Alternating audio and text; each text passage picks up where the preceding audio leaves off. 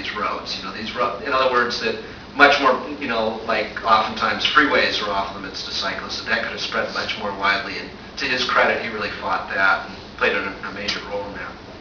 Rich? The counterexample would actually be Japan, where floods of cyclists go down the sidewalks right. in Tokyo. And you were talking about Bogota, which is kind of a counterexample. But I was thinking about 20 years ago in China, there were these just seas of bicycles, and I saw a guy once on a tricycle moving an upright piano. Wow. I bet he had great triceps. Yeah. So does the society have to get to a certain level of development before this is adopted? Like looking at China now, where they're banning bicycles in Shanghai.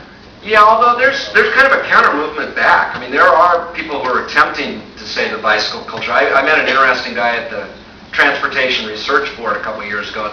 It's kind of the main research group in transportation. They have a big annual meeting in Washington, D.C. every year. I met a researcher there from China, and they're developing what we have in Portland, these bike boulevards that we have, where they're low traffic street, where you have a couple little diverters here and there to discourage motorists from using them, but they're nice direct routes for bikes. And they're actually developed. I thought it was in Shanghai. I could be remembering it incorrectly. So there is a counter movement because I think a lot of people realize there ain't room to have everybody to have people in China have cars at the same rate that we do here in this country. I mean, if you think gas is going to be expensive now, we consume 25% of the world's oil. And how many people are there in China? 1.7. Yeah, over 1 billion. And imagine if they drove at the same rates we do. It's just not sustainable.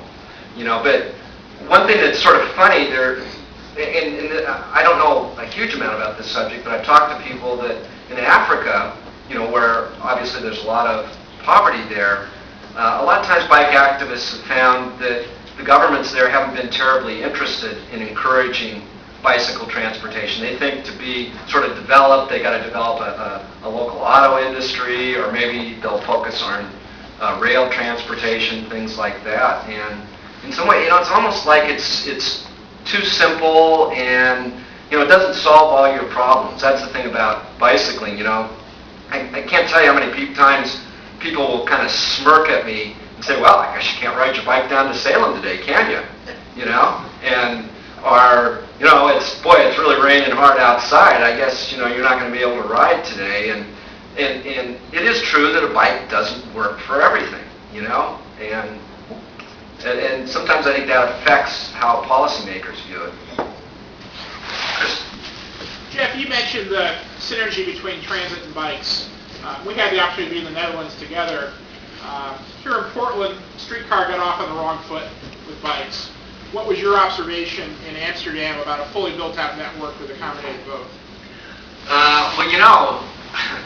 There are conflicts there, even so. I talked to a lot of Amsterdammers who, one guy, in fact, I almost read it from the chapter. One thing I did that was very interesting is I dragooned this guy into driving me around Amsterdam in his car, and that was a really interesting experience. But he was telling me about how his wife almost really got killed by a tram, and that tram accidents, crashes, are really the most feared over there because those things go pretty fast. They got a lot of bulk to them, and so even there, there are problems. One thing that makes the conflicts less there is just a simple sort of thing that almost everybody in the Netherlands, at least in Amsterdam, they have thick tired bicycles so they don't, get down in the grooves. I've dumped on our streetcar tracks here once, and that was the last time I want to do that. So, yes. What should Portland's agencies that they're not doing right now? Boy, you're going to try to get me in trouble. Can everybody from the Oregonian leave this room, please? I am not an objective journalist.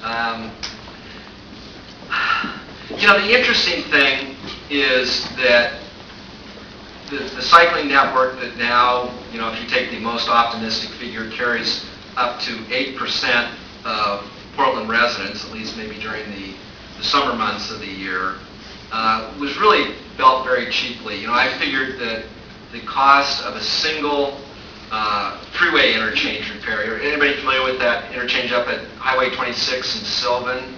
You know, that they redid a few years ago. Well, that costs more than the entire bike network, you know, all the bike lanes. Even if you took the entire cost of the East Side Esplanade, those 3 bridges down, you know, over the Springwater Trail. I mean, it's just, it really didn't take much. And, you know, if Bill Gates would just give a little bit, you know, another $100 million to Portland to really see what you could do, I think it would be really pretty astounding, you know. And I think that's the thing that we're all sort of interested, I'm interested to see, is whether at some point somebody kind of gets enough funding to really, you know, and the other side of it is I think you have to go to a city where there's already stuff happening. You know, I don't think you can go to Houston, dump $100 million in Houston and see necessarily a huge difference in mode share. But if you put $100 million into Portland, I think you might really see some pretty striking results. Imagine if you did build, for example, a couple of those trail proposals that are fairly expensive as trail proposals go, the North Portland Trail, you know, that would come down from North Portland, down through Swan Island, etc. Also the one through Sullivan's Gulch, you know, kind of parallel Highway 84. I mean, those would be near to a lot of people, and I think that would be fascinating to see what kind of change you'd see from that. You're right to see probably 10 years.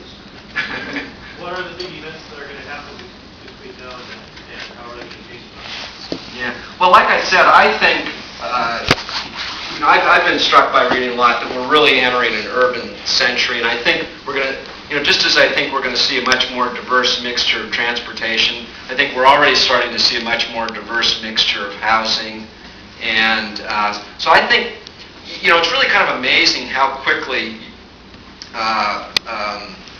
you know, sort of our landscape can change. You know, it seems kind of all rigid and belt, but really, I wish I could remember the numbers, but even the housing stock, you know, the percentage of houses that people will live in, say, 10 or 20 years from now is surprising, that hasn't been built yet, is surprisingly large. So I think, unless I'm missing my bet, that we're going to see a lot more diversity both of housing and of transportation. As I talked earlier, I could see a huge variety in the type of vehicles that we go, once again, from the 15, 20-pound bike, you know, through kind of all sizes up to, you know, I suppose there'll still be limos, you know. The staff Hummer, which I'm going to get into soon. Yeah. You described as a kind of important part of this was shifting of transportation dollars, which are gas tax funded. And I'm wondering, there was a proposal that I understand is kind of on a road to nowhere, which was a bicycle registration fee. Mm-hmm. Do you think that at some point there is, I mean, a bicycle registration fee wouldn't fund all the infrastructure, but do you think that bicyclists may bear some financial responsibility to support some of the infrastructure? Oh, did I hear a hiss? Well, you know, I think it's a really complicated subject. How's that for a dodge? You know, Political report. yeah, right. I've watched enough politicians through the years, folks. I learned a few tricks.